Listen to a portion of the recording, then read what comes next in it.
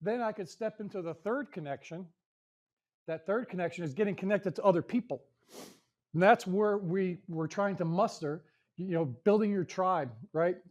In your local community, not, some online thing. The online stuff is fantastic, but we need to get connected to other people. And they want us divided and separated. That's the number one play in the enemy, the Luciferian asshat cabal, satanic cabal. That's the number one play in their playbook. They don't have any new ideas. It's the same shit over and over and over again, wash, rinse, repeat. Division is their number one play. They divide us by race, black, white, yellow, brown, gray, reptilian, I don't know. They divide us by our socioeconomic, rich versus poor, middle class, whatever. They divide us by our political ideology, liberal, conservative. Any little wedge that they can put in to separate us, that was part of the reason for the 6-foot separation stuff, because each of us we're all energy. We all understand that we're energy and we all vibrate. We're all moving. We're all connected. When we get close, we have an aura of about 3 feet. And if you got your 3 feet, I got my 3 feet, we get inside that, we vibrate at different level. But if we're 6 feet apart, our auras never touch and we never connect. So that's the power of getting connected with other people and developing some support mechanisms within our community, especially in places like Washington, that seemingly that a lot of people have. This is my viewpoint. I don't know. I'm just sensing intuition that a lot of people have given up. Like I said earlier, it's the Wi-Fi City Hall, Seattle, they run everything. Over here on the west side, you guys are othered. You just got to deal with it, right? We don't have no choice, no voice.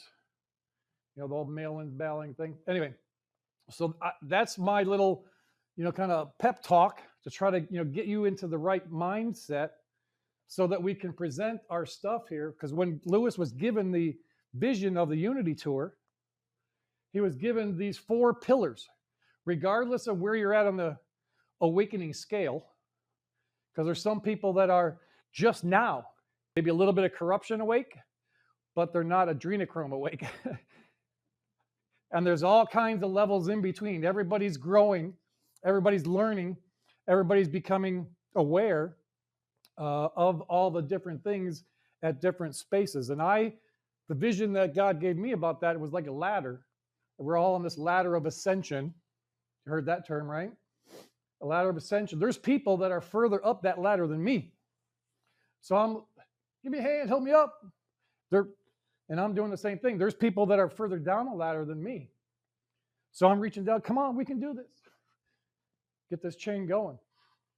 So, but regardless of where you're at on that scale, everybody can get behind the 4 pillars. If you take the word unite, run it down, New World Control, what that kind of entails is World Economic Forum, WHO, United Nations, the IMF, the central banking system. You can even get a little deeper, the Bilderberg Group, Tavistock, all these other globalist type scumbags that are sitting somewhere in office, who knows, in Germany or Sweden or Antarctica, I don't know. But they're dictating how you and I live our life. It's funny. A few months ago, the WHO, monkeypox. But many people in countries said, F that, you're not going to do that. So some countries said, no, we're not going to sign on. That kind of fizzled out. They tabled it, if you will. So that never really manifested itself. But that just shows you when people rise up in large numbers, we can tell these guys to go pound sand. Because I don't like somebody else telling me what to do. I'm way too strong-headed for that. Some people accuse me of not playing well with others. But illegal immigration is the second one, the I in unite. Illegal immigration. Have you experienced that or seen that here in Washington or Idaho? The effects of the illegal immigration. It's crime can be increasing crime. Lesser jobs. there's all kinds of viewpoints on what the purpose of this is. I think it's multi-pronged. But an example, have you seen the stuff that's going on in Aurora, Colorado? If you're a pet lover, don't go to Springfield, Ohio, because the Haitians are out there. Trump put that on Front Street. Funny little story. The people on the internet, the mean people, the people I say, man, these people have way too much time on their hands, because almost immediately there was just tons and tons on X and TikTok videos. You know, they had cats and dogs all geared up in tactical stuff and like they're going to go fight. You know, it's just crazy. But that's a reality. And then that bonehead David Muir on ABC during the debate, when Trump said that, he was like, "Oh, the city manager said that that's not happening." Well, just recently I saw a video. City manager came out and said, "Yeah, it's happening." That whole ABC debate thing is a huge cluster fork. They were colluded easily. The female was a sorority sister of Camel Toe. She introduced Camel Toe to her husband. So they're all besties. So there's an investigation now in the Senate. There's a senator that says, hey, we need to have some communication. What are the communications that happened before time? Because we know that this wasn't all above board. And so illegal immigration, we can stop that. If we got to be loud. We got to let our voices, be heard. We got to, push our local politicians to implement, like in Florida, they have e-verify, verifying citizens, so illegal immigration is huge. It's a multi-pronged thing. And so they're elections, they're not elections, they're selections. And so we've been led to believe that the people that we vote for have our best interests at heart, and they're working for us. We the people, that's what their job is. They don't give a fork about you. Most of them, I would say most of them are corrupt criminals that are either blackmailed, bought off some way, how or another, to some corporate interest that they care about you and what goes on. It's all about money laundering. I just saw recently, as I was scanning headlines this morning, so there was a whistleblower came out from the government and said it was like $42 billion, the big initiative that Obama was pushing and Biden and Harris continue to push to get the internet into rural areas, so everybody can get online and be indoctrinated. $42 billion, I think, and not one, this guy says, not one house, business, or person has been connected, and they spent $42 billion. Every dollar they spend it's wasteful, it's criminal.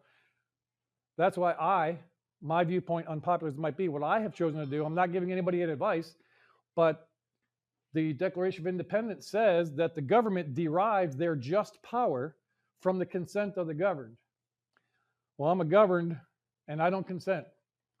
So I don't play the game with that three-letter agency that with some numbers, 1040s. I don't do those anymore. They can go pound sand. What are they going to do? Take away my birthday? If everybody stopped doing it, they can't arrest us all.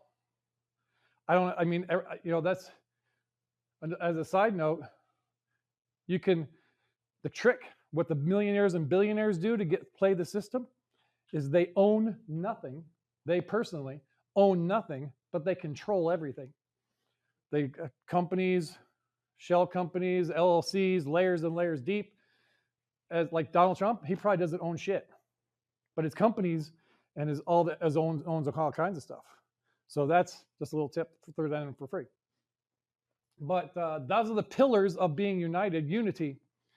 So as we move forward, it's important for all of us to get on the same page. Like I said, start pulling that rope in the same direction. And we're not coming in here, Lewis and the team, not just us three that are traveling, but we got a whole myriad of people behind the backgrounds helping put all this stuff together. We don't come in and say, yeah, we need to get to it. Let's, unite. Let's, take back our local communities. Let's do this. And then we leave down the road and leave you guys hanging. What do I do? That's one of the biggest questions as we travel. This is like my third circuit with Lewis around the country. As we travel around, Hey man, I want to do something, but I don't know what to do. I don't know what I want to do. I don't know how. I don't have this. So we got tools. That's the freedom in action stuff. We're going to giving you tools and tips. We're going to talk about, that later. But just know that we need all hands on deck. Myself, Lewis, Andrew, we're Paul Revere. Man, there's some bad stuff coming. If we don't do nothing, this picture in your mind, if we don't do nothing, we continue down the path that the Luciferian assets want us to go down. What is life going to look like for us, for our children, for our grandchildren? What if we don't do nothing, right? What's that quote? Evil triumphs because good men do nothing, or something in that fashion. So it's time for us to step up and do something. Maybe you all are doing something, I don't know, online. We got to kind of speak in generalities, because if we had a one-on-one conversation, we can kind of hone in. I'm doing kind of a shotgun approach, but if we had one-on-one conversation, we could sniper that thing and take care of it. Figuratively, of course, I'm not condoning any type of violence or kinetic or anything like that, in case the guys watching.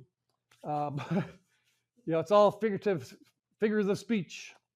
It's unfortunate we have to have that qualification put on anything like that. I mean, you can't even have fun anymore. Everybody worry about people's feelings getting hurt. I mean, that's another part of the plan that I've seen with the division, is that if people step up and they make your voice heard, you get slapped down, you get ostracized, doxxed, cut out your Facebook or whatever gets taken away. You can lose your job. Your kids could get bullied at school. This is real stuff that's going on. So because they use those same tactics of fear and intimidation to keep us from rising up, because they know everybody's probably seen the meme with a bunch of people bent over and there's a game board on the back, and we just stand up, it's over. 80% of the deal is just showing up. That was part of the main reason behind the psyop of January 6th in DC, when they threw all those people in jail for doing nothing. Essentially, I don't even know if you could really call it trespassing, because it's our house. It's ours. We don't. So they want to limit or cut off or take away our ability to redress our grievances against our government. That's not okay with me. There are people still sitting in jail right now, have not been charged. They don't have no sentence, no bail, no. They're sitting there. That's why I wear this. Free the J6ers, because that could just as easily be me. Could be you. Could be anybody. If you say something, the thought police will come in and throw you in jail. That could easily be me. We're doing an event. We shifted our schedule around. We're doing an event September 29th in DC. We're joining forces with Take Our Border Back people and the Restored Republic. RFK is going to be there. Tulsi Gabbard. There's going to be 100,000 type people is what they're expecting, the numbers. And there's somebody else that could show up potentially. Can't confirm or deny anything. His initials are DJ. Anyway, but we're going to go there and have that event. So last time I was in DC was on the 6th. I saw it. I was there. I experienced it. What the perception or the perception they put out on the mainstream media, what was actually going on, not even close. It was, Trump said it, I think, more than once. It was a big love fest. A couple million people there. We nice leisurely walk off from the ellipse outside the White House to the Capitol, waving flags, having all kinds of fun. And then we get there and all this craziness started happening. I personally saw people underneath the tree changing black clothes into putting on red hats and things like that. I personally saw that. I wish now, hindsight's always 20/20, but yeah, you've got pictures and whatever. But there was zero, no police, no barriers. All that stuff was taken down by Ray Epps and his crew before we all got there. Trump was late an hour speaking, so that kind of messed up their timeline a little bit. But walked right up. No police, nothing. The stormtroopers came out and all the riot gear stood up there all tough. But people were getting pepper sprayed and pepper spray and rubber bullets, flash bangs. That was all unprovoked. They were trying to, get things going. So that was a psyop. But to keep us from standing up, so that we said, "Oh, think twice before I go and protest." But that was a different place. I'm gonna put a clothespin here, move on, and allow Andrew, the newest member of our team, to come on up and share. He's our prayer warrior. He's got a lot of really good information. He's been through a crazy journey as well, I'm sure, just like everybody else. So that's why it's important to share your story, because your story is different than mine. I can learn something from your story. I'd love to hear, and talk and, get to know, and, so we can learn from each other and crowdsource what we need to do and how we need to move forward. So give it up for Andrew. Good morning. It's a great honor to be here in Washington. So I had traveled to 37 states before this tour, and I'm like, all right, I'm going to knock a few more off my bucket list. And so at the end of this tour, God willing, I will have seen 48 of the 50 states. And so it's a great honor to be here. I'm going to take a quick moment and just say a quick prayer. Heavenly Father, thank you for this day. Thank you for bringing us to this wonderful place. Thank you for everything that we have going for us and the divine providence that you've protected this nation and gotten us to this moment. And we are entrusted with a responsibility of passing on to the next generation a better nation, a more unified nation. Help us to set aside our ego and our pride, whatever our differences are. Help us to realize that the next generation and leaving this country in a better place, help us to make that quantum leap from tyranny to an abundant life that we've never seen before and beyond what we can imagine. So I pray those things in the mighty and powerful name of Christ Jesus. Amen. So super fast story. If you want to go back and listen to some of the other previous videos, I was a travel agent. I served in the military for 8 years as a heavy equipment operator and did construction. I was a rideshare driver, and I've done a whole list of other things. But So October of 2020, I started working with a Google whistleblower, and then that led me to working with other truthers, whistleblowers, and investigative journalists. And so once I realized what was going on, I'd been asking questions and finding a way to take action. So back and forth, just asking more questions and who's the next person I can help. And by meeting Bruce and Alan at one of the Truth Tour events, eventually I got to also that evening meet Lewis and his wonderful wife, and I got a few phone numbers. You're here in this room. I can't make you trade phone numbers. I'm highly hinting and suggesting that you may want to trade phone numbers, because guess what? To know that you have a brother or sister that thinks similarly to you and know that you're not alone, it may help you get through depression. It may help you get through loneliness. If the stuff hits the fan and you can trade amongst yourselves, guess what? you may be in a better spot. So I highly encourage that. There's a few things on my mind and on my heart to share. Obviously, I admire Lewis and how he is boldly moving the cause of truth, justice, and faith forward. And so we've been, since the last 3 generations, the education system has had us on retreat. Sit down, be quiet, don't ask any questions, do as you're told, live inside this cubicle, this box, and do one thing well, work your 40 years, maybe you'll get to survive your retirement. No. Enough of that. So one of the things that I came across is, when you're driving your car or your vehicle, if we call that property, if we look at our passport, that we're supposed to be able to travel unhindered.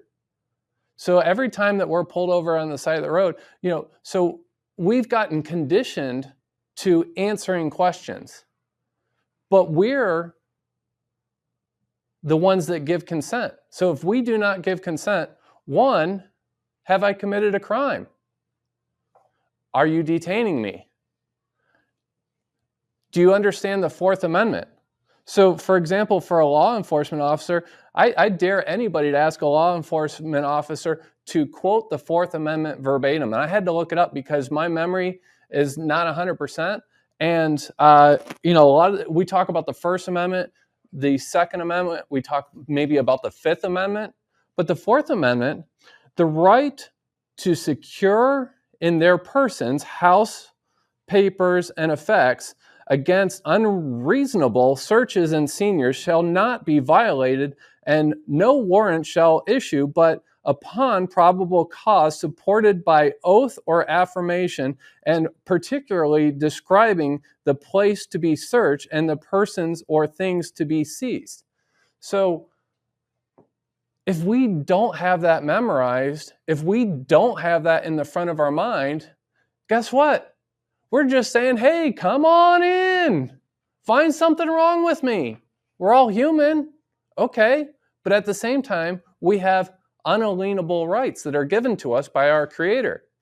Now, if we just say, welcome, come on in, and find a way to, incriminate me, well, who's at fault in that situation? Us for not knowing our Constitution, or the law enforcement officer that actually works for a corporation that's been told what to do, and they've got a certain agenda, and they got a certain number of tickets they need to write, and they need to do this, and they need to do that? Excuse me. So when a law enforcement officer wants to pull us over on the side of the road, if we've not injured anybody, no personal bodily injury, we have not created any kind of property damage, and we have no financial gain, well, also, they're not supposed to make a fictitious report, right? So I have you at so-and-so miles per hour. Okay, you've been observing me for an hour. As soon as they say no, it's like, oh, wait a minute, are you making a false police report? And then if they're going down this, now I'm not giving any kind of legal advice, but I highly recommend that we start getting back into the Constitution because we can't stand up for the Constitution. We can't be we the people if we, most people don't realize. So I found out it would have been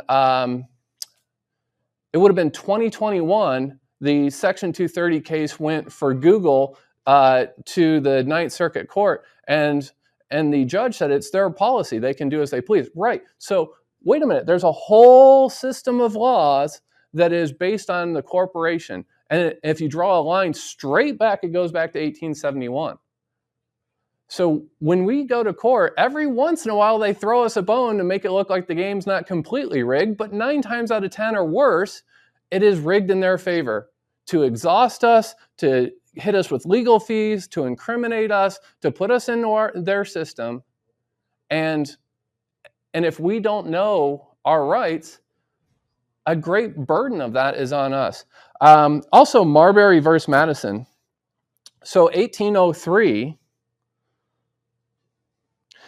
the powers of the legislature are defined and limited, and that those limits may not be mistaken or forgotten. The Constitution is written. Certainly all those who have framed written constitutions contemplate them as framing the fundamental and paramount law of the nation, and consequently, the theory of every such government must be that in act of the legislature repugnant to the Constitution is void. So every act that's put forth in a legislature that is repugnant to the Constitution is void. Wow, somebody get out the shovel. Maybe we need a bulldozer. I was a heavy equipment operator. I think we need the largest loader that we can get to load this pile of BS of these corporation laws and get them right out of here.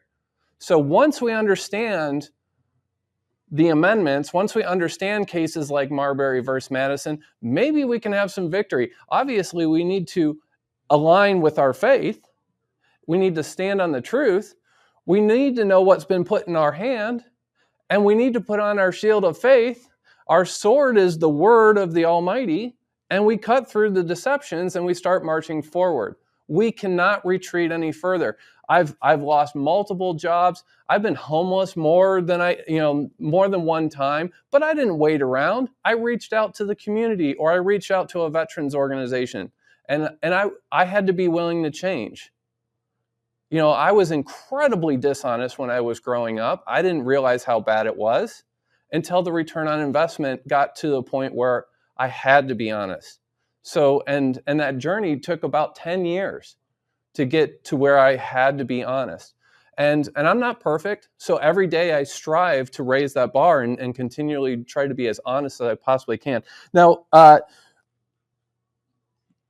Bruce brought up something, it's like, well, let's talk about something fun. And this may not be of interest to you, but I just want to use it as an example. When I was growing up as a kid, my dad wanted me to be a professional golfer. I wanted to be a race car driver. I wanted to be the next Dale Earnhardt or Bobby Rahal. And so, but where this hits is at a crossroads of America. So, going back, one of the gifts that I have is looking at certain events and seeing how they work together on the timeline. So has anybody noticed in NASCAR they have lots of stickers on the car? They have lots of sponsors.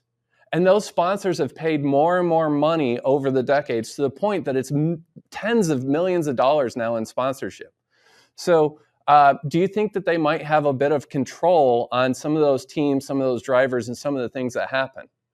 So they can either make somebody's career or break somebody's career. But the reason why I bring this up, did anybody notice in February of 2020, there was a president that went to Daytona? Anybody remember that? So the president goes to Daytona and he brings the limousine. He brings the first lady, he brings an entourage with him.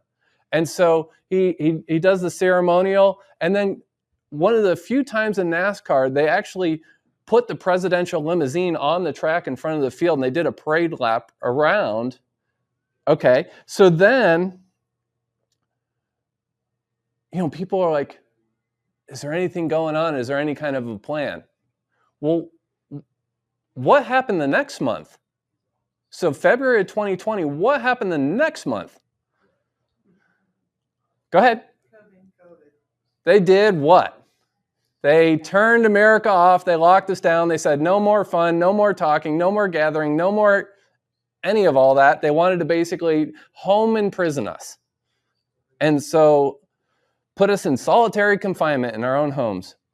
So do you think that 45 may have gone out and said, hey, here's the plan.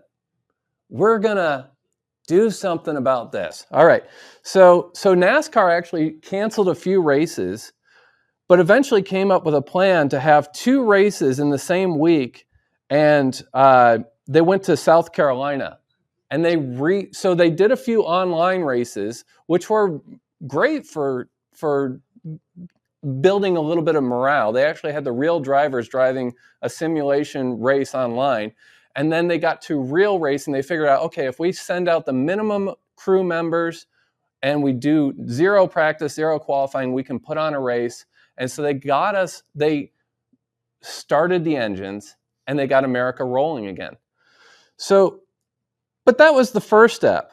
And then we run into some other issues. So we get America rolling again. And then in the middle of the summer, there's a noose found in the paddock. Oh my gosh, there's a noose in the paddock. Oh my gosh, the world's going to end. And so there was some investigation done, and the FBI had to get honest, and they had to say, it's a pull rope, and it was there the year before. So, and then guess what? NASCAR furthermore said, we're going to make it so you don't bring Confederate flags to. So the bad guys wanted to divide the nation with that one little rope that was tied in a knot. And there was some people that got ahead of it and said, hey, no, we're going to use it to heal the nation. So guess what happens next? Just a few days later, after the FBI says, oh, it was a pull rope, it wasn't a noose, the drivers got together and said, hey, guess what? We're going to push Bubba Wallace's car right up to the front. So they push Bubba Wallace's car right up to the front, and Bubba and Richard Petty, the king of NASCAR, have a big hug, and everybody's clapping and we have a kumbaya moment and America's now coming back together, right? But it gets better. So there's this one car, the number 48 car, and it had a Microsoft logo. Now this wasn't the big logo. This is the little tiny logo down the roof line. And it says Microsoft on it. And then it gets a little bit better because then there's a Richard Childress car sponsored by AstraZeneca. And guess what? That driver missed a race too. So wait a minute. We've got one of the biggest corporations in the world that's pulling all kinds of strings and trying to hack our DNA. They learned how to hack computers, so now they're going to learn how to hack DNA. And now we got a AstraZeneca that's like, hey, we need to sell more of this, that, or the other thing, and we're going to scare people by, oh, our driver's now going to miss a race. So, but it gets better. So Brandon Brown wins a NASCAR race, and he's at Talladega, and there's about 30,000, because this is the minor league series. You know, it's not the Sunday race. If it were the Sunday race, there would probably be between 100 and 200,000 fans there. So there are probably about 30 to 50,000 fans there, and they're all chanting, what obscenity? They're chanting FJB. And so whether it was Kelly Savas coming up in her own mind, or whether it was the producers that were telling her to say, let's go, Brandon. You know, the crowd's out there saying, let's go, Brandon. Well, that went wild. Millions of people around the country and around the world all of a sudden started cheering, let's go, Brandon. But 30,000 to 50,000 people know that that day the narrative was switched instantaneously. So do you see how we could just be having fun and we could be messed with and manipulated by corporations, the media, by, you know, any and everything. And so we saw 3 or 4 or 5 examples of how the evil was going to try to lead us into the abyss of a 7-year lockdown and being completely crippled financially. And then NASCAR, obviously, somebody said, hey, here's what we're going to do. And they got us back to full speed. So now people are like, oh, nothing's happening. Well, yeah, if we're still in that school child narrow-mindedness that we're only looking for what the teacher's going to say to us so that way we can regurgitate the A, B, C, D on the multiple choice test to get to just get our grade. Well, yeah, if we're narrow-minded, we're going to see 1% of the world. But if we're open-minded, we might see 365 degrees. Well, the globalists and the elites wanted to mess with something that I was kind of passionate about. You have passions. You have things that you're interested in, and I'm sure those things were affected. But I'll leave you with this. There's 2 other quick thoughts that I wanted to share. Muhammad Ali was Cassius Clay, and I didn't understand what he was doing or why he was doing it, but he was in the thick of it in the 60s. There was another awakening that was happening in the 60s, and he was thrown in prison because he didn't want to go to war. Well, I served 8 years in the military, and so when I hear stuff like that, it didn't really sit well with me. But once I got in close to the meat grinder, and most people just don't realize that every country that goes to war is basically, it's like as if there's a boxing promoter that is a giant cabal bank that says, hey, you're going to go to war with this country and you're going to go to war with that country. And then the media all gets in lockstep and says, hey, look at this video or look at that. We're going to war. And then everybody starts playing the patriotic songs on both sides or whatever happens to, create the groundswell. But there's a certain point where people are going to be like, look, nobody wins in war. The only way to win is not to play. If you watch the movie War Games, the computer's going as fast as it possibly can to try to find a war scenario where one side wins. And it says, strange game, the only way to win is not to play.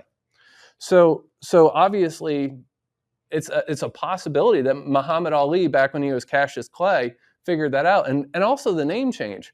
And he creates a new identity and a new, he separates himself from who he was in the past, and he becomes who he will be in the future. One other example is John Lennon, the song that he had that talks about imagining a different world. And that didn't sit well with me when I was younger. But now that I understand that he was seeing something, like guys traveling around with the Beatles, his eyes were probably open to things that we can't even imagine. And so if we could see a greater peace, a greater prosperity, a greater humanity, a greater love for one another, maybe I can take a moment to these two people that are historical figures that I may have disagreed with. Maybe I can see it from their perspective now that I know a little bit more. And same thing with our neighbors. Maybe I can see it from their perspective. And it's not about being right. It's about being together. Because being together is right. And so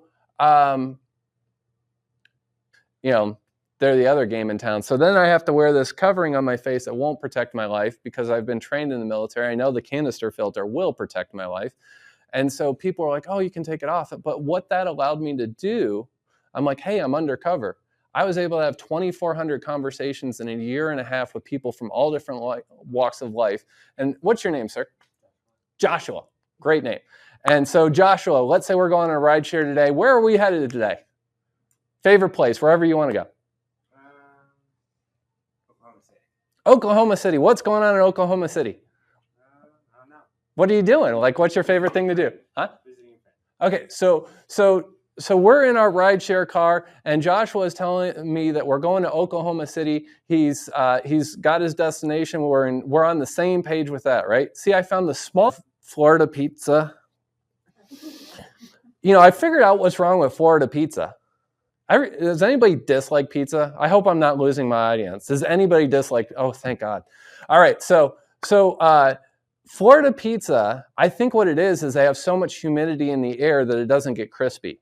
So after about 10 pizzas, I was living in South Florida for 6 years, and after about 10 pizzas, I was the most depressed person on the whole planet, I guarantee you. And so then I'm talking with one of my friends from Minnesota who became a golf buddy of mine, and I'm like, hey, what's the deal with the pizza? It's like, it's just terrible. And he's like, here's the secret. You get it home, you put a skillet or a pan on high, you get it nice and hot, maybe you put a little butter, a little grease, or a little oil in there, and then you just cook it for 2 to 3 minutes on high, and it will be nice and crispy. So I went home and I tried it. You ever get an advice from somebody and not try it? I actually tried it. I went home and I put my pizza on the stovetop and I waited 2 or 3 minutes and crunchy! Oh my gosh, I could put that pizza out and it was perfect. Perfectly crunchy. It changed my whole experience. Just one little ideal or suggestion. So if we go from trying to tell people what to do to making a friend, finding out what they're passionate about or what they're doing or what they're coming alongside them, no ego, no pride, no agenda. And then, so I asked a question, and so my friend was able to help me to have a dramatically different experience. Realize that there are tens and hundreds of millions of people that are still caught in dystopia. They are caught in fiction. They are caught in fear. They are trapped. Guess what? In the military, there's this slogan, especially with the special forces. Now, I wasn't that special. I was a Navy Seabee. I did construction, so let's not get it confused. I was glad to help these high-level operators out. And I got to work with a great team. I got incredible training. I got to go on an all-expense-paid trip to Afghanistan. Don't tell anybody I had a good time. I had the coolest truck on the planet. Anybody likes trucks? No? Yes? No? Yes? Okay. So they gave me a $300,000 truck, 400 horsepower, 1,500 foot-pounds of torque. We literally could drive over anything because it had giant monster truck tires on there. And so I thank the people at Oshkosh that made one of the best trucks on the planet. And I had unlimited fuel and a mechanic. And I was traveling with 18 other vehicles. So it was great, and had an awesome security team with us, and our job was to do construction. But I say all that to when we realize that there are people on another side. Like, for example, in Afghanistan, it's like I came to realize, hold on a second. I was working for a military that is being pushed by a banker and by a media to invade their country. And all these people wanted to do was farm, herd, make their crafts, get married, and have children. And so innocent children in America and innocent children in Asia or anywhere else around the world, they're just curious. So how do we go back to being that curious little kid? How do we go from that narrow mindset to that open mindset? How do we go back to, like when little kids have a fight, you could have the worst possible fight, and then the next day it's like, hey, we're back to being friends. So as we help these people come out of dystopia, it's usually something that's relevant. For me, it was the Navy ship going up the East Coast. I had a friend, so 9/11, I was put out of work. I had a friend, in 2010 that was trying to tell me about Barry and Mike. Anybody know who Barry and Mike are? Barry and Mike borrowed 2 kids, as far as I can do with my research, from the Nesbitt family, and they're living in this giant White House. And they convinced everybody that we were convinced. And so in 2010, I didn't want any part of that because I didn't understand the kid side of it. If I'd done a little bit more research and found that connection, I would have solved that. So if we stand on the truth is 5 + 5 = 10. If we're standing on the truth, we're unshakable. We may move a little bit, but if I'm standing on the truth, I'm grounded. I'm not going to get knocked over. And then 2012-ish, a friend's telling me, hey, there's these paid protesters, which the funniest meme video I've ever seen is, George Soros, where's our money? George Soros, where's our money? I'm like, so they flip on them because there was probably some snafu where the money didn't, and I don't know if that's a real thing or not. Somebody may have made that up. But if it is real, gosh, that's funny. All right. So, but that wasn't my thing, and then 2019, somebody was like, oh, you got to hear about these horrible meetings and these sacrifices. I'm like, yuck, I don't want to hear about all the yucky stuff. No, thank you. I'm still trying to be that innocent child the best I possibly can. So then if we go to 2020, the USNS Comfort. Now, I'm a Navy guy, but I never spent a day on a Navy ship. I got to inspect a brand new Navy ship, but that was the only time I was ever on a Navy ship. And so, but I see the USNS Comfort going up the East Coast. It does a circle or a Q. If you look at it from the top, you can make whatever you want. It could be 1776, that this is coming back to the beginning, or the Revolution, or it could be the letter Q. And so on certain videos, you're not even allowed to say that letter. On certain platforms, you're not even allowed to put out that letter. And so sometimes we'll say, oh, the 17th letter. And there's a lot of confusion about that. But if you are in the military, if we make things, after all your training, if we make things super simple, there's 3 parts: to communicate, move, and execute. So if everything's moving at 1,000 miles an hour or at light speed, and you have to find a way to communicate, well, what if you use blockchain or a posting system to create posts that are instantaneously put on computers all around the world, so they can't be deleted because they'd have to delete all of them. And then they have width, and then they have longevity, that they are preserved for history. And then it was most people don't realize that it's like, this is a participant game.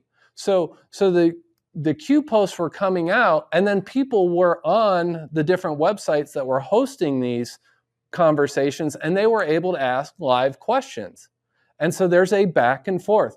Guess what? I had a secret clearance in the military. I knew a few secret things. It was kind of cool to know secret stuff. But when people say, is there a plan? Yeah, I believe what it is from the 60s forward, they're like, how are we going to take people that have been indoctrinated to, and being narrow-minded, to understanding how to think critically, how to put dots together and find things that connect, how to put puzzle, like if we had a 5,000 piece puzzle. Have you ever done a puzzle? Anybody in here ever done a puzzle? Okay. Is it more fun to put more pieces in? Especially as you get faster and faster? Okay, so that's what we're doing. We're putting together a 5,000 piece puzzle, and everybody can have a part of it. And if we put this puzzle together, guess what? We're going to see heaven on earth. We're going to see what Martin Luther King Jr. talked about. We're going to see what John Lennon sang about. We're going to see what people for 2 and 3 generations, when my grandfather came to this nation, he hoped that I would have a better life. He had a pretty good life in Europe, but he came and he had a better life in America. And then he allowed my dad to get an education, and that helped him to have a better life. But I came to find out that logistics or location and education can only go so far. Our connection with our Creator takes us to the next level. And so that's the quantum leap as far as I'm concerned. But going back to military intelligence is if there are no more secrets. And so how I first came across this was the movie Sneakers. And so you got people from all different walks of life that are realizing that they came up with a computer, or they have access to a computer that literally made it so there's no more secrets. So if we were all in the truth, would we all stop fighting? If we realize that we had more in common than what separates us, we may stop fighting. And it's like this generation right here, I appreciate you young men showing up today, because you're more creative than any generation that we've ever seen. You're more collaborative than any generation that we've ever seen. And so when the baton gets passed to you and you're going to use your gifts and talents to go, some of these humanitarian projects that are coming, and some of these, Trump talks about rebuilding America. It's only going to take us 6 months. Well, I believe that the millennials are going to be like, great, we finally get a chance to do something. And they're, or younger, they're going to grab that baton and run unhindered and solve a lot of these projects real quickly. So now, obviously, those of us that are a little bit older, we're more likely going to play a project manager role. So, but I bring this up just to give a little hint of a light, because most people are stuck in doom and gloom, and it's like we're either headed for a disaster or a bump in the road. Now, if we get past the bump in the road, could we possibly see, like, for example, The Wizard of Oz? We see behind the curtain. We no longer have unresolved issues. We no longer have fear. And then we wake up the next day and it was like a nightmare that we wake up from it as if it has never happened. So somebody back in 1939 knew that we needed to see that movie to have that outlook. So hopefully if I do one thing, I'm going to say 2 things. If I do one thing, I'm going to encourage you to get as many phone numbers, not just here, but on your daily journey. You make a friend with somebody anywhere. Hey, I'd love to keep in touch with you. Can I send you a text message? Call me at I tell this to people. I give out my number as many times as people want it. Call me at 3 a.m. If I can get to my phone, I will gladly talk you through anything, or we can talk, or you can share anything with, So 1, let's connect. And then 2, let's figure out what that heaven on earth looks like to us, because that's what keeps me going. When veterans are dropping like flies, I found my next mission. My next mission was to work with Lewis and to work with Bruce. We've got our brothers in arms. We got a 4th team member coming on in a couple of days. We're locked together. And so the veterans are dropping like flies because they see dystopia and they don't see heaven on earth. We are literally days away from heaven on earth. Could you imagine running a marathon and quitting in the 19th mile? And they can't see the finish line because it's downtown, and you can't see it because of the skyscrapers, but literally 2 miles away, there's a red banner with white letters and it says finish line on it. And we can't see it because of the skyscrapers, but I know it's there. So I actually did it where I was helping my friends in a marathon. I ran back 2 miles and I said, hey, look, you can't see the finish line, but it's right there. They're exhausted. They're As soon as I would tell them that there's a finish line right there, you just can't see it. If it was a straight line, you could see the finish line. So if we can re-energize because we get a vision of heaven on earth, or the finish line that's up ahead of this chapter of our life, and so if I could do one thing, that is just to encourage you, and thank you for sharing this moment with me.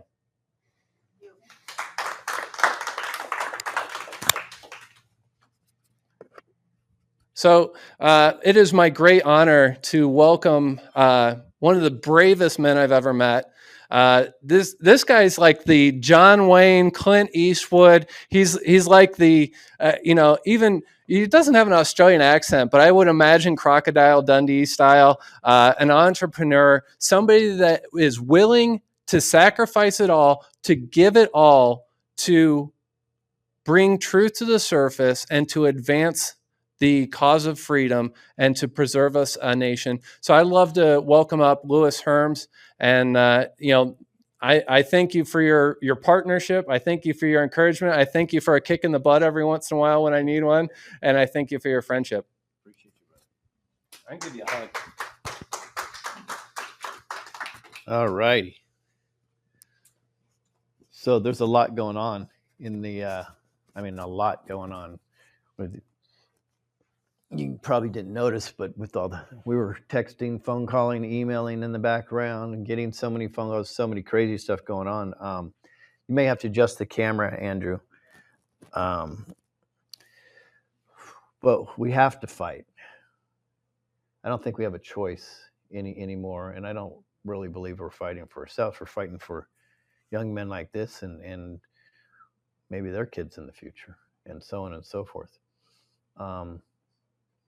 I totally agree with Andrew when he says there's special lights in young men and women right now, that are going to do some extraordinary things. They don't even know that they're the leaders of the future, which is pretty amazing.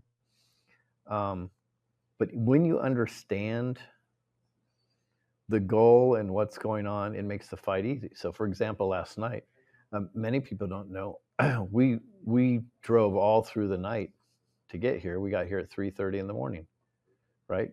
But still up early in the morning, worked out, got ready, and we're here for you. Now, this is a small group, so what I'd like to do sometimes in a small group, since we don't have too much time left, is we'll discuss some things. I will tell you that in the last 24 hours, definitely the biggest story is going to come to a head within days from now. I can tell you that. This is the calls I was getting.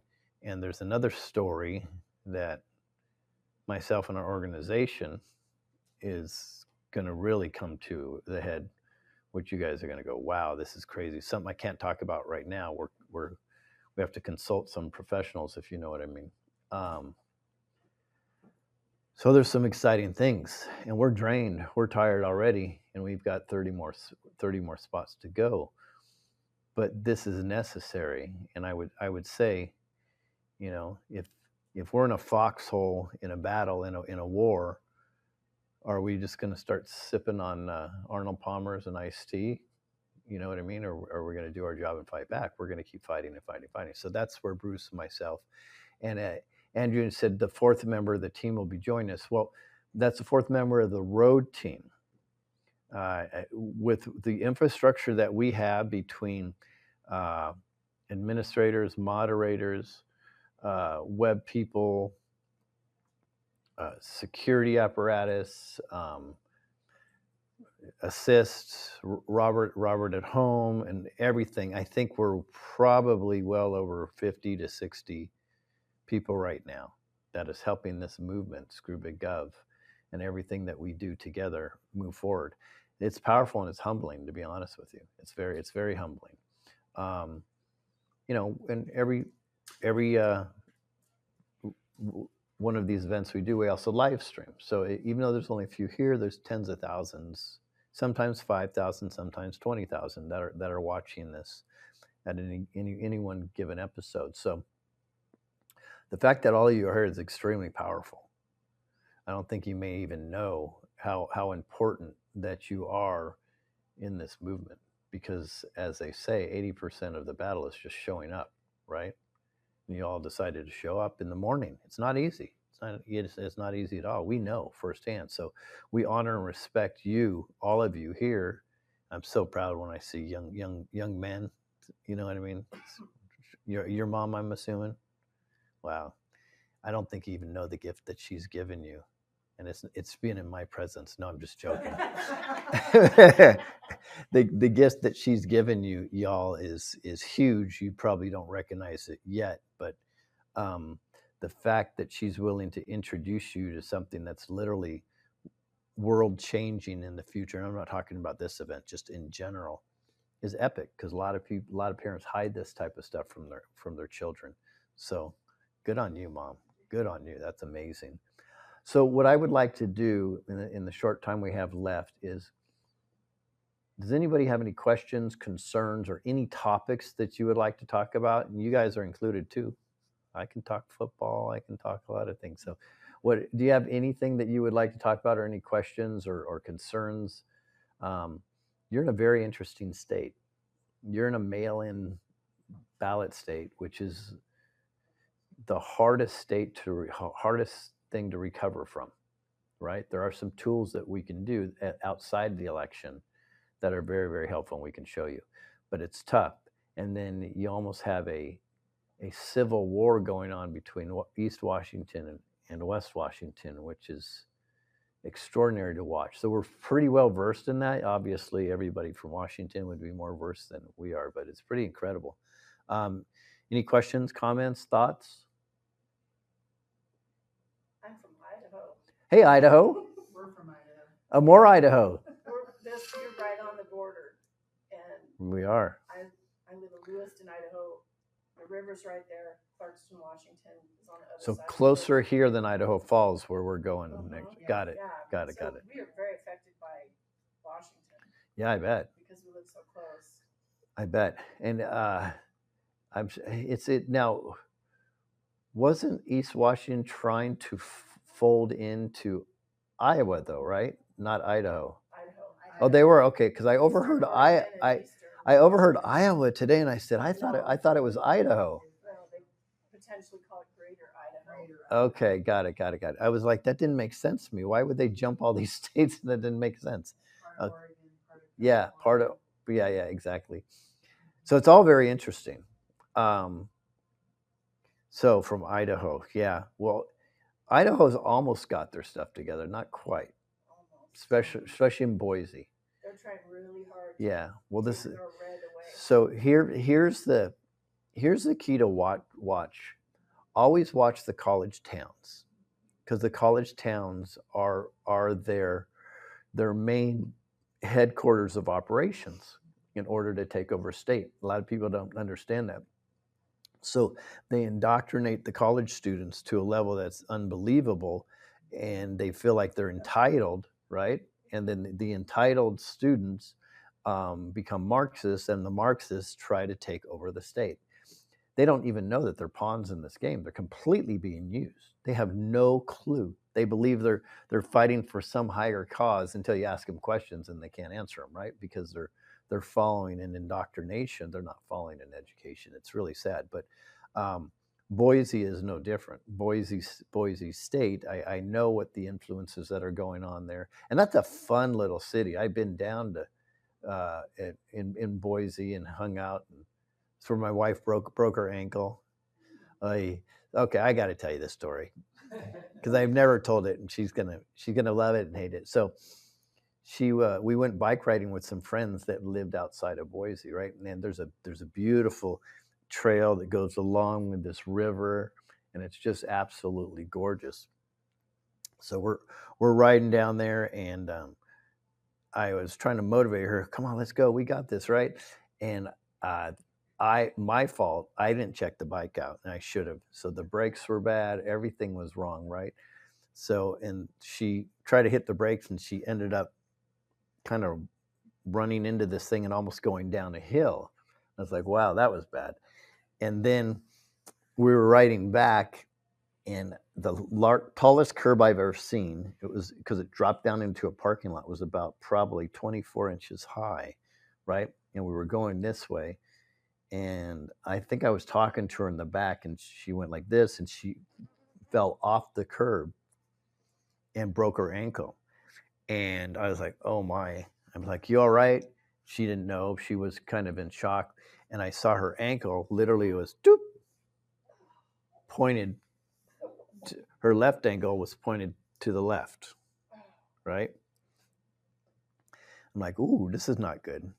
And I said, honey, I just need you to take a deep breath.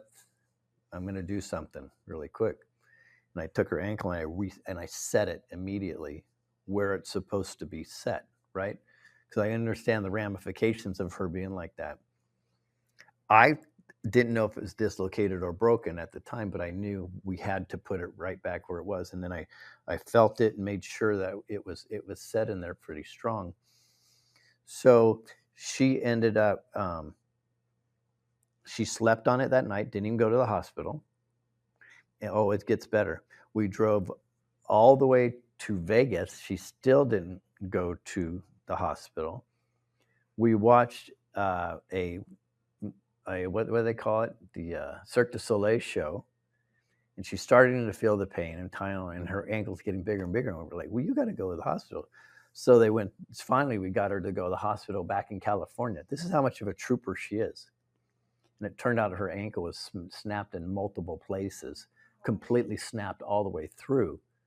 But she was such a trooper. She's just like, I got this. So I didn't know. I'm like, maybe it's not as serious as I thought it was, right? So I thought it was broken immediately when I saw it. And then based on her reaction, I'm like, okay, maybe it was just a dislocation.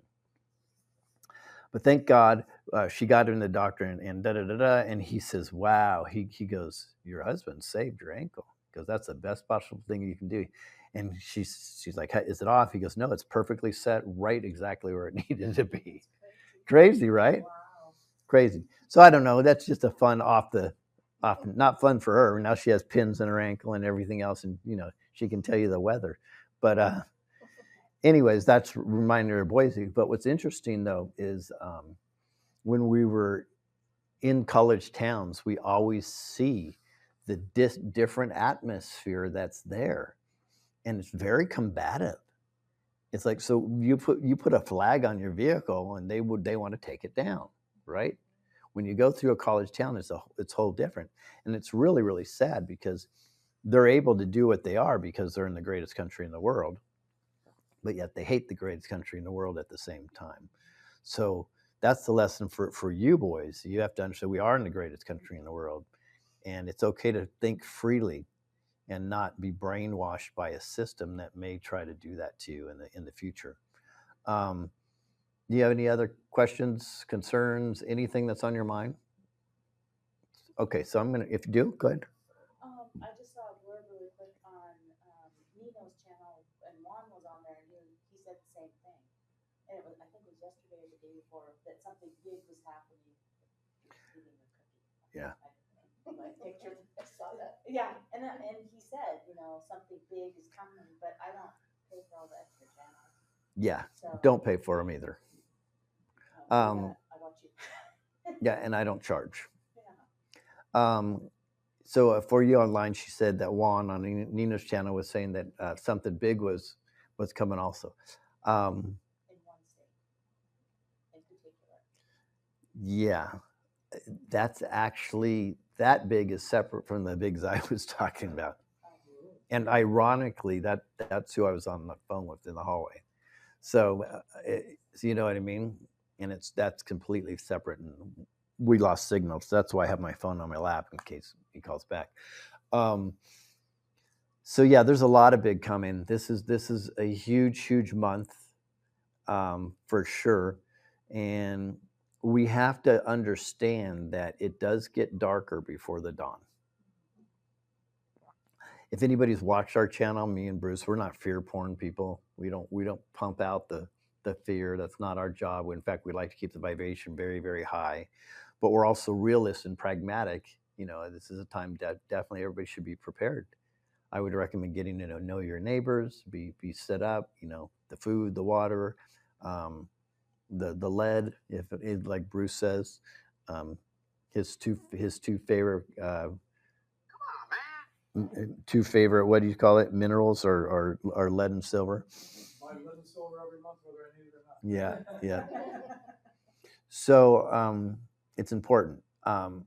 I believe wholeheartedly, though, that it is going to be absolutely glorious when we get past this.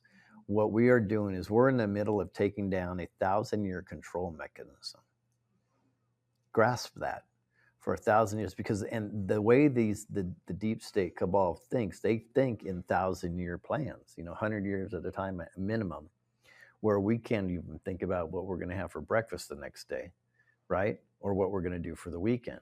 That's just how we're conditioned. So when the cabal who thinks multi-generational, like it stops with us, it's hard for us even to continue a business. How many kids inherit a business and then end up selling it or blowing the business to bits after they get it, right? Because they don't get it. It doesn't work that way with the cabal. There are so in lockstep. So that's what we're fighting against. So when you fight against an apparatus that's been in control over 1,000 years and you're trying to take them down,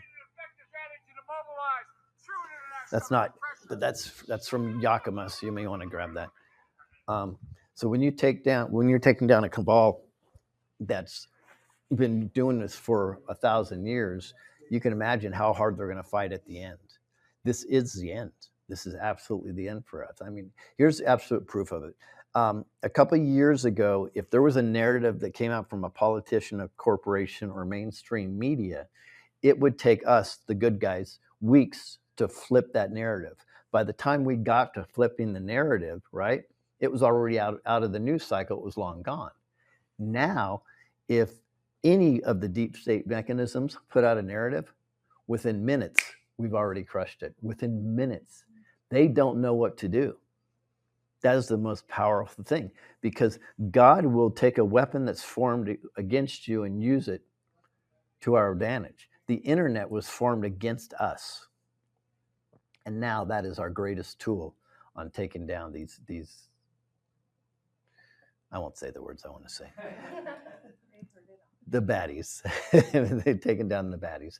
So this is an extraordinary time for us. And I know a lot of people are depressed and upset, but we are in a biblical time right now that's never, we the people are David. That's really what it is. And Goliath is falling, and giants fall slowly, and that's what we're seeing. We're seeing, boom, I think he's down on one knee now and about ready to come all the way down. And that's the Goliath that we're taking down right now. So it's very exciting, but it is messy at the end, and I believe we truly are at the end. So let me explain this real quick. You may have to raise the camera now there, Andrew. So this is how we can make a difference, and we have several ways to make a difference. I'm not going to name them, but the good news for us is we are over the target.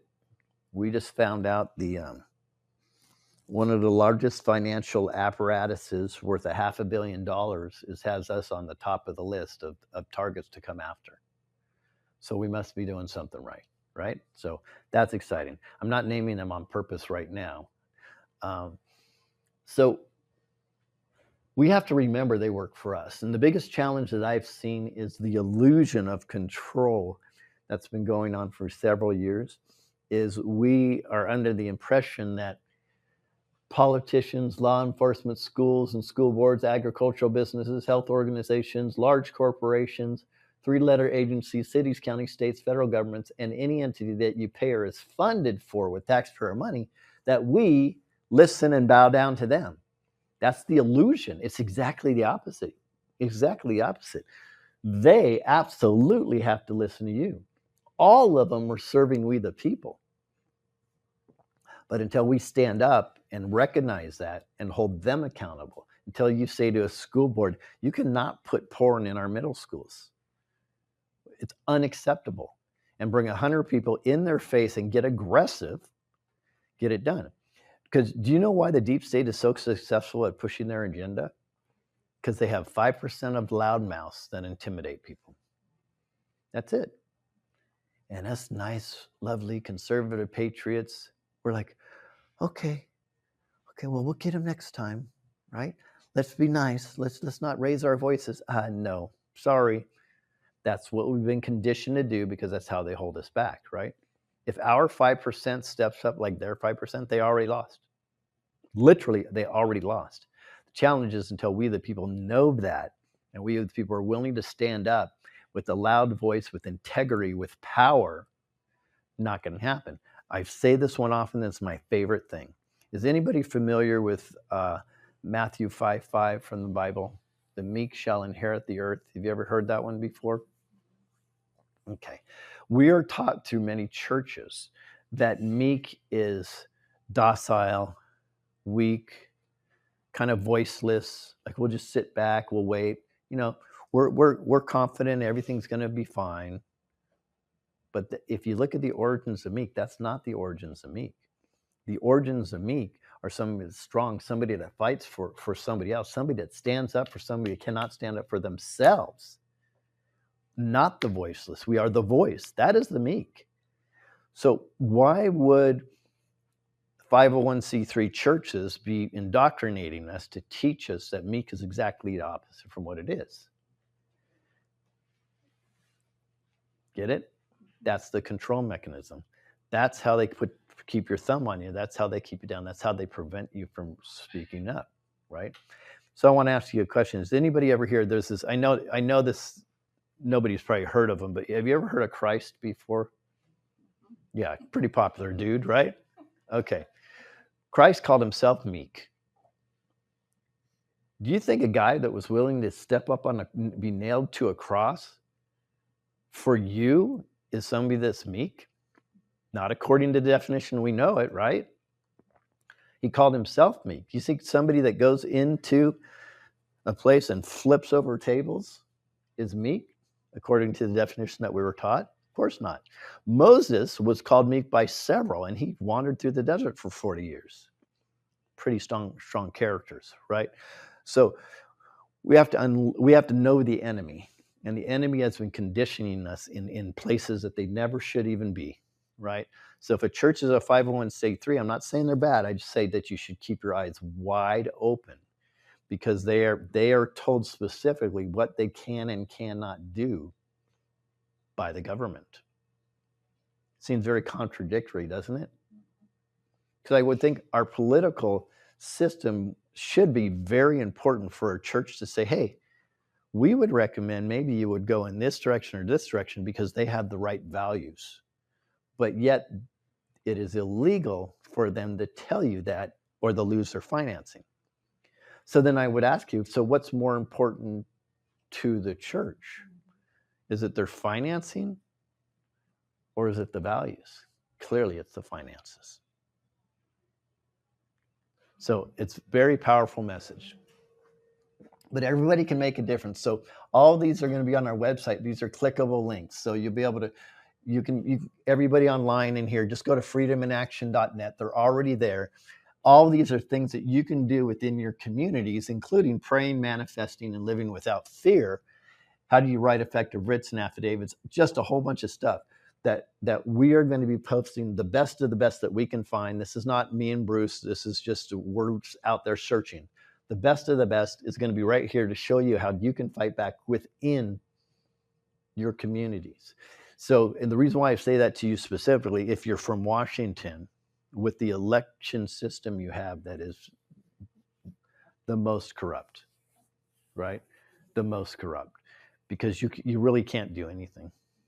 And then try to audit it, and good luck with that, right? Although we're gonna show everybody there's certain types of FOIA requests and some other things that can be done that are very, very important. But that being said, outside of the election system, there's a lot you can do, a lot. And where the focused energy goes, the results we know happen over and over and over. So I would contend that you would focus more on a community level, because the micro will fix the macro ultimately. We have something really cool coming out. I can't believe it. We just got approved on Google and Apple.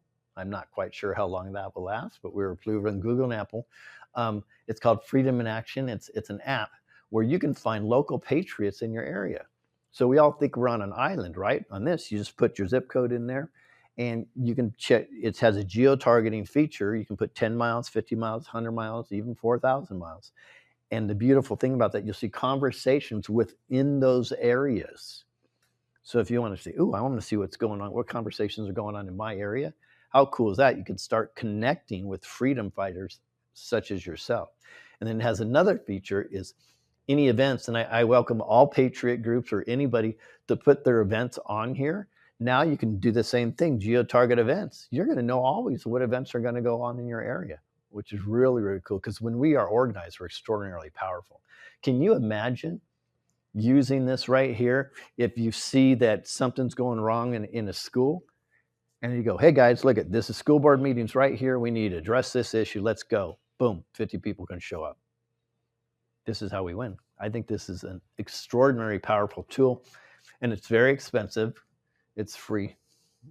So it's not. It will be up hopefully in days. I have to test it first. Again, this should be the final test. I think we're on version 17 or 18 by now. It should be the final test. But in the meantime, you can go to freedomaction.net and you'll get updates, or just be part of anything ScrewBigGov, Telegram, anything, and you will find it. Okay.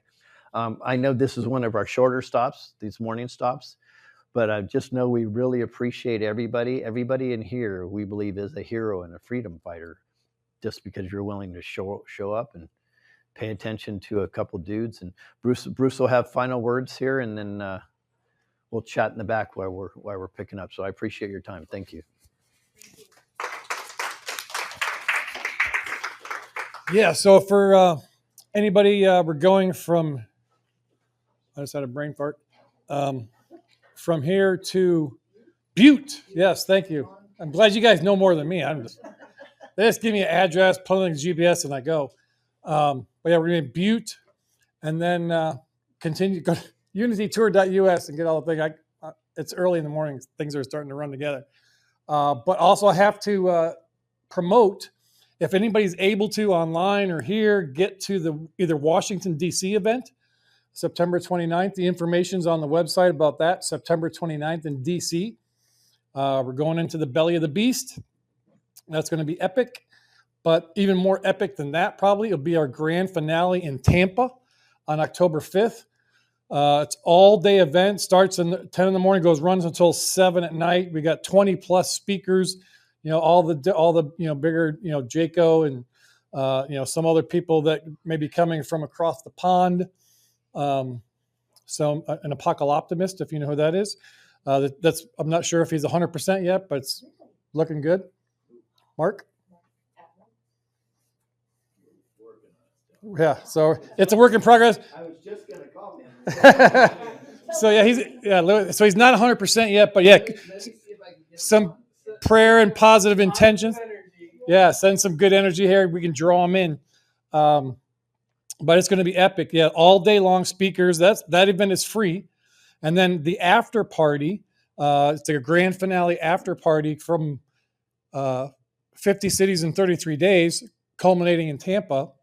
From about 7, 8 o'clock-ish till 11 or whenever they want to kick us out. We're going to have a huge party, bands. Hey, good. Hey, guys, they have Mark Atwood on the phone here. Hello. Does anybody want to see him come to the United States? Yeah! Awesome. Okay. No pressure. Yeah, so he's an awesome dude. Just to wrap it up and not to drag this out, but the funnest time in my life was when we were on Truth Tour 2. We had our vehicle. We were dragging the trailer with all the luggage and the sound equipment, all that different type of stuff. Well, for 3 days, we were traveling in my vehicle. Was myself, my wife, Mark Atwood, and Tarot by Janine. We had some crazy fun. There's some wild people, great people, love them.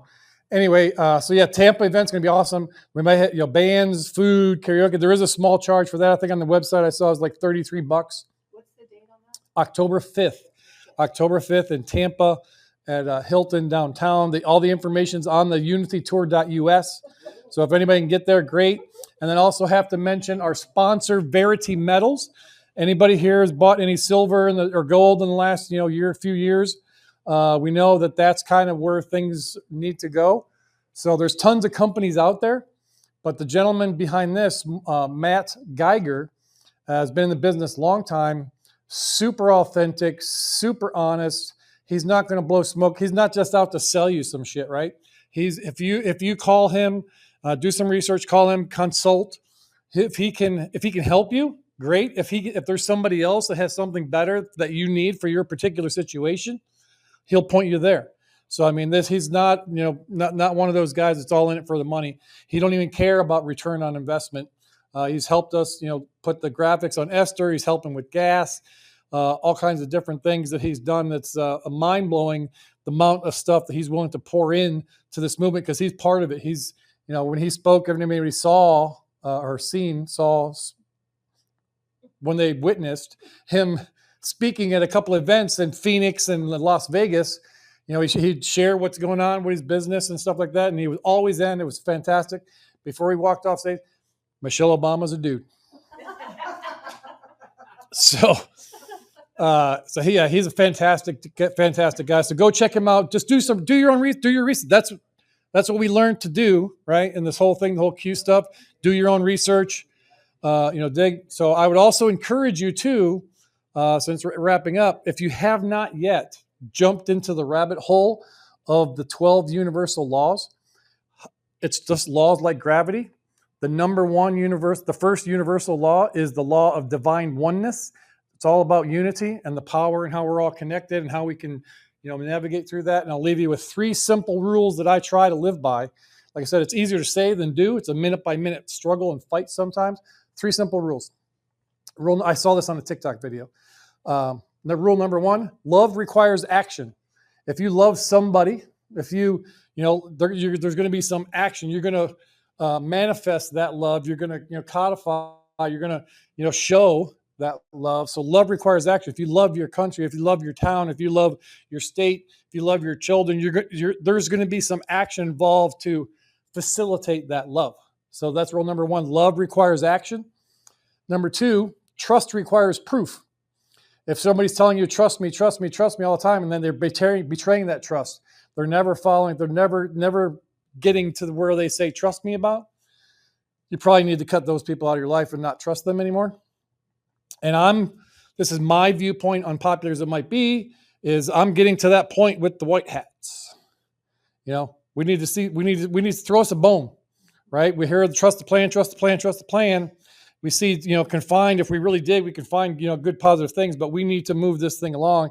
And at some point, the white hats have to be held accountable for the collateral damage that they caused for stringing this thing out as long as they have. That's just my personal opinion. So trust requires proof. Third one, sorry requires change. If you say sorry, if somebody offends you, trespasses you, whatever, and they say sorry and they continue to do it again, oh, I'm sorry. Again, sorry.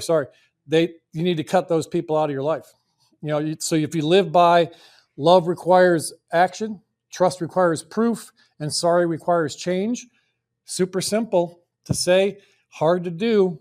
Walk in that stuff, work on your mindset, attitude of gratitude, get connected to our source, and everything's going to be good. Light has never lost to darkness. Light always wins. Darkness can show up, light shows up, poof, darkness is gone. So if we just keep that in our mind, when things aren't going good, when it doesn't seem like anything's happening, continue to show up and do the work. You are making an impact and effect. So thank you all the online audience. Thank you for everybody here. I'm going to send this out with the normal outro music from Lewis's show. But, get out there, do the work, continue the research, keep plugging away. We got this. All hands on deck.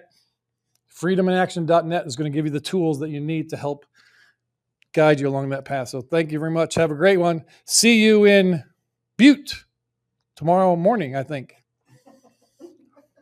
Have a good one.